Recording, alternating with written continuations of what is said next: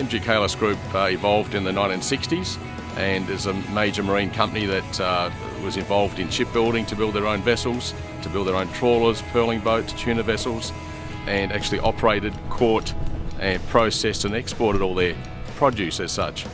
With these vessels they operate anywhere from the Gulf of Carpentaria to the northern West Australia region. We've got the whole fishery in Exmouth Gulf. We operate scallops out of Fremantle, and our produce really exports from these areas all around the world.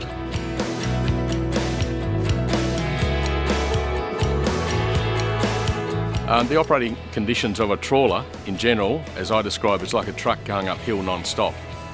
Certainly even in steaming mode, the engine has to produce around 90% of its horsepower to push the boat at its rated speed.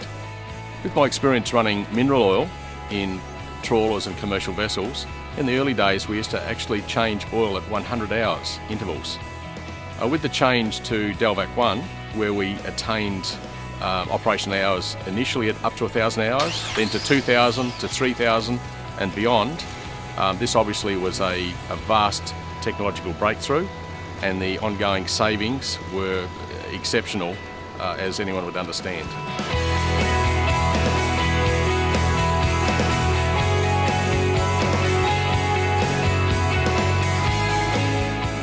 Mobil Delvac 1 can do the entire season in the fishing fleet, so they only have to change the oil in the downtime at the end of the season.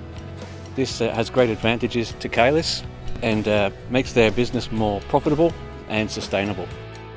Some of the issues with changing oil at sea is, one, having to take the fresh oil out with you, having to store the drums on deck, which can lead to problems with water ingress into the oil, and then having to use the men to actually do the oil change while at sea, which could be in rough conditions, which could lead to possible oil spills.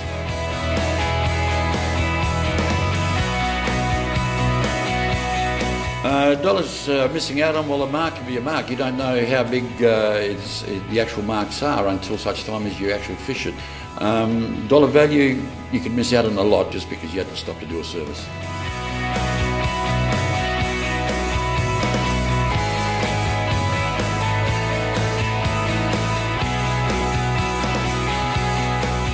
After operating over 20 years in Exmouth Gulf with up to 15 prawn trawlers, we did a summary of the savings to put in a figure that we could really bank on.